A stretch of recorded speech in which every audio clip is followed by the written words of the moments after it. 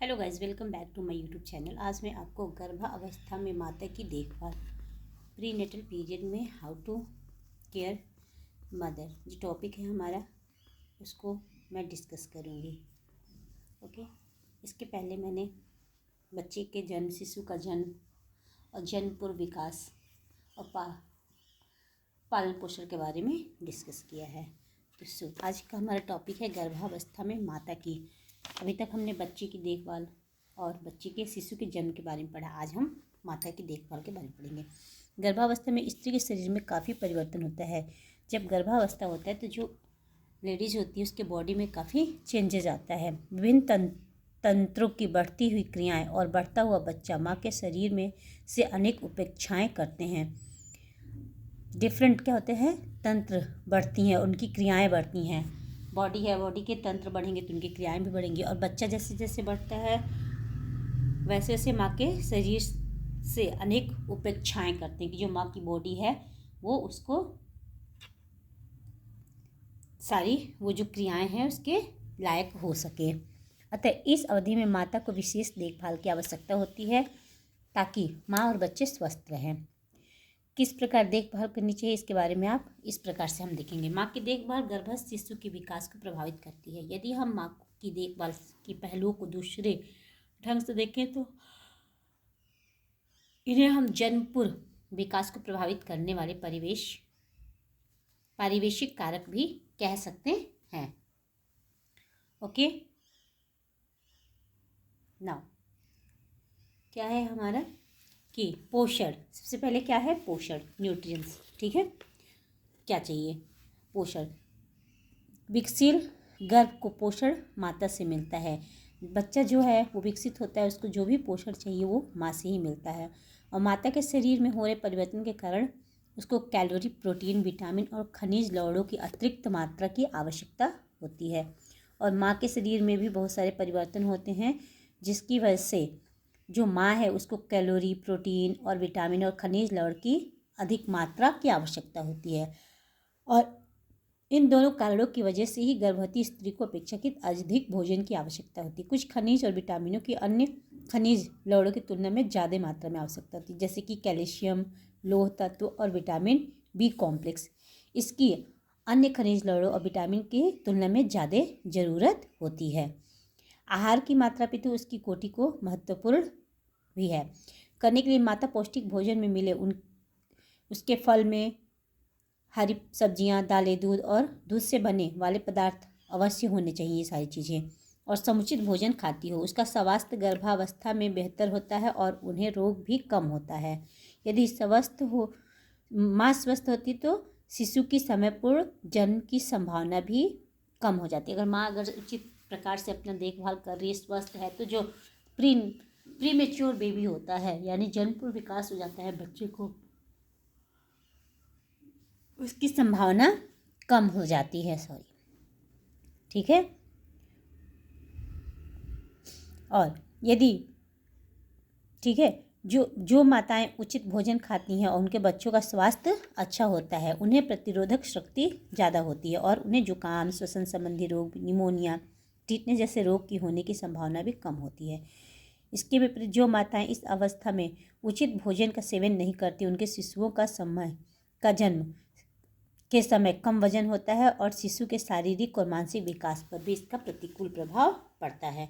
ठीक है। गर्भावस्था तथा दूध पिलाने की अवधि के दौरान माता को किस प्रकार खाना खाना चाहिए इसके बारे में हम पढ़ेंगे।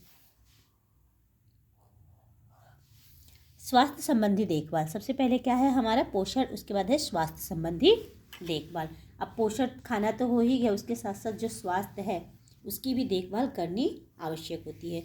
माता के स्वास्थ्य का बढ़ते हुए बच्चे के स्वास्थ्य पर सीधा प्रभाव पड़ता है। यदि माता को किसी कीटाणु अथवा हानिकारक रसायन माता के रक्त में उपस्थित हो तो नाभि नाल के द्वारा, प्लेसेंटा के द्वारा शिशु के रक्त में चले जाते हैं। ठीक है। इस प्रकार ये हैं, देखभाल की आवश्यकता होती है। गर्भावस्था के दौरान बीमारियां और विकार। यदि माता के रक्त के में वह कीटाणु हो जिनसे खसरा, सिफिलिया, डिप्थीरिया, इन्फ्लुएंजा, मोतीझर, टाइफाइड, हेपेटाइटिस, टिटनेस या छोटी माता हो तो वो पुटसुन के द्वारा गर्भ तक पहुंच जाते हैं, प्रोटून के द्वारा गर्भ तक पहुंच जाते हैं। और गर्भावस्था के दौरान विकसनशील गर्भ पर संक्रमण का प्रभाव कितनी मात्रा में पड़ेगा, यह संक्रमण का समय निर्धारित करता है।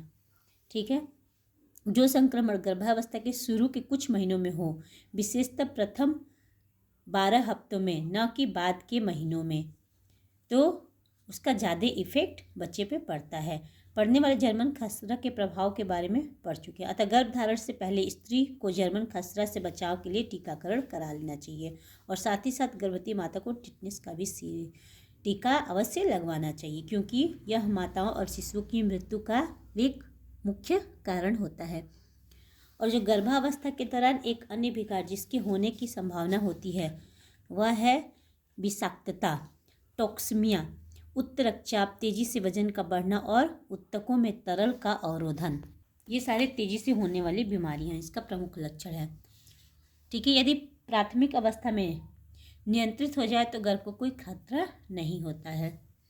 ठीक है, इसकी वजह से माता को मूर्छा, कोमा की अवस्था में भी आ सकती है, जो कि माता और गर्भ की मृत्यु का कारण बन सकता है। यदि ऐसी स्थिति में शिशु पैदा हो जाए तो वह हर क्षेत्र में उसके विकास पर गहरा प्रभाव पड़ता है। अब क्या है हमारा धूम्रपान और मदिरा पान करना।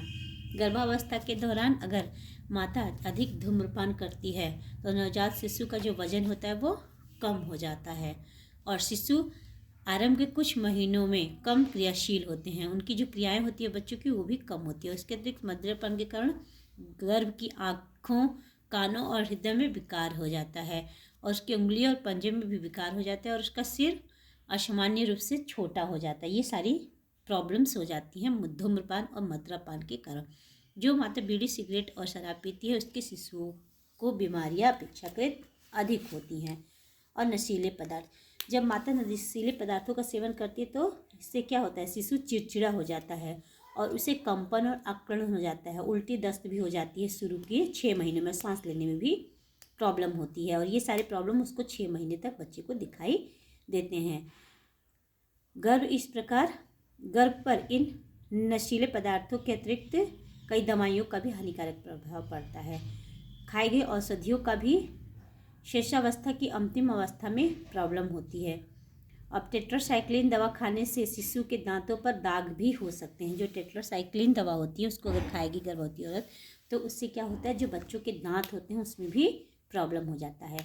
और एस्प्रिन जैसी आमतौर पर इस्तेमाल होने वाली कई दवाइयों द्वारा पड़ने वाले प्रभाव का भी परिणाम मालूम हो गया है।